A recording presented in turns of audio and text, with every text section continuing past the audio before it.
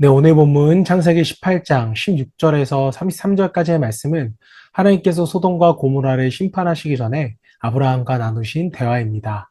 자, 이 장면은 단순히 한 도시의 멸망을 이야기하는 것이 아닙니다. 하나님의 공의와 긍휼이 어떻게 함께 나타나는지, 그리고 하나님의 백성이 어떤 삶을 살아야 하는지를 보여주는 매우 중요한 말씀입니다. 자, 하나님이 찾으시는 의인과 중보하는 사람에 대하여 함께 묵상하면서 말씀을 읽어보도록 하겠습니다.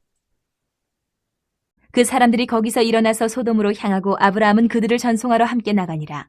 여호와께서 이르시되 내가 하려는 것을 아브라함에게 숨기겠느냐? 아브라함은 강대한 나라가 되고 천하 만민은 그로 말미암아 복을 받게 될 것이 아니냐?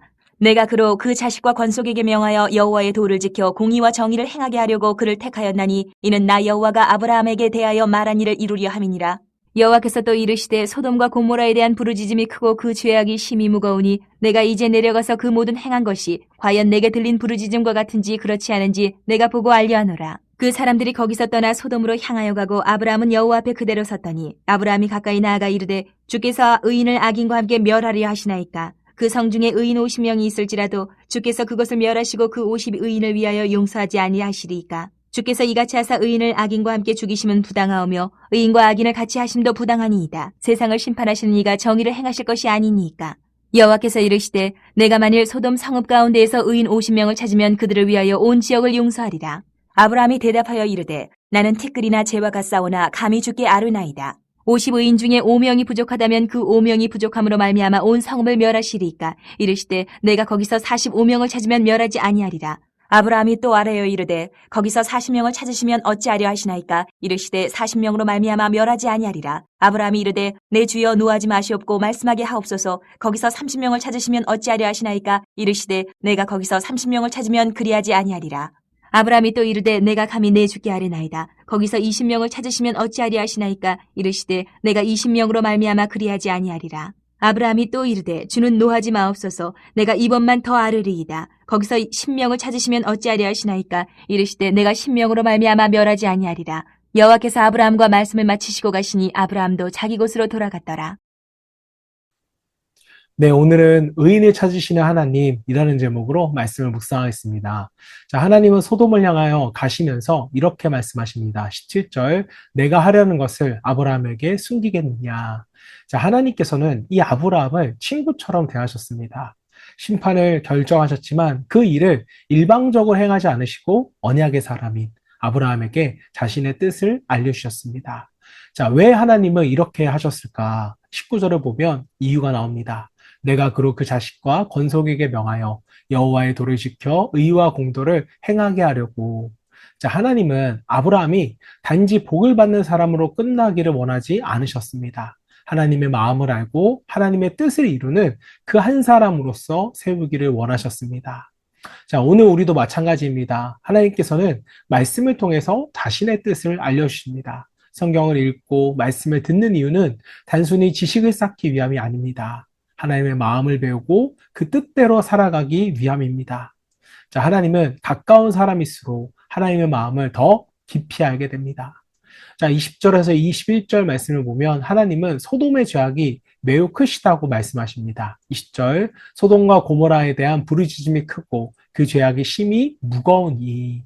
자, 죄는 하나님께 가볍지 않습니다. 자, 세상은 죄를 문화라고 말하고 또 개인의 자유라고까지 말하기도 합니다. 자, 그러나 하나님은요, 죄를 결코 가볍게 여기지 않으셨습니다. 하나님의 심판은 감정적인 분노가 아니라는 것입니다. 자, 21절 말씀을 보면 하나님이 말씀하십니다. 내가 이제 내려가서 그 모든 행한 것이 과연 내게 들린 부르짖음과 같은지 그렇지 않은지를 내가 보고. 자, 이미 다 알고 계신 하나님께서 이렇게까지 말씀하시는 이유는요, 하나님의 심판이 언제나 공정하고 정확하다는 것을 우리들에게 보여주기 위함입니다. 자, 하나님은 결코 억울한 심판을 하지 않으시죠. 모든 것을 아시며 정확하게 판단하시는 의로운 재판장이십니다. 자, 그러므로 성도는 세상의 기준보다 하나님의 기준 앞에서 자신을 돌봐야 합니다. 자, 천사들이 떠난 후 아브라함은요, 하나님 앞에 섭니다. 자, 그리고 놀라운 기도를 시작합니다. 의인 50명이 있으면 멸하시지 않겠습니까? 자, 하나님은 멸하지 않겠다고 말씀합니다. 자, 아브라함은 다시 45명, 40명, 30명, 20명, 마지막에는 10명까지 하나님께 계속 간구합니다. 자, 이 장면은요, 아브라함이 하나님과 흥정하는 모습이 아닙니다. 아브라함은 하나님의 성품을 믿었기 때문에 담대하게 기도를 한 것입니다. 자, 그는 말합니다. 25절. 세상을 심판하시는 이가 정의를 행하실 것이 아니니까. 자, 아브라함은 하나님의 공의를 믿었고 동시에 하나님의 자비하심도 믿었습니다. 자, 그래서 포기하지 않고 계속적으로 기도를 했습니다. 자, 여기서 우리는 중보기도가 무엇인지를 배우게 됩니다. 자, 중보기도는 나를 위한 기도가 아니죠. 다른 사람의 구원을 위해서, 다른 사람의 회복을 위해서 하나님 앞에 대신 서는 것, 바로 이것이 중보기도입니다. 자, 오늘은 하나님께서는 교회를 통해서 이 일을 계속적으로 이뤄가기를 원하십니다. 가정을 위해 기도하고, 자녀를 위해 기도하고, 교회를 위해 기도하고, 이 민족을 위해 기도하는 사람이 하나님께서 찾으시는 사람입니다. 자, 우리의 기도 하나가 하나님의 긍휼을 구하는 통로가 될 수 있습니다. 자, 예수님께서도 십자가에서 우리를 위해 중보하셨고, 지금도 하나님의 우편에서 우리를 위해 간구하고 계십니다. 자, 그러므로 성도 여러분, 우리는 예수님을 닮아 중보하는 삶을 살아야 합니다.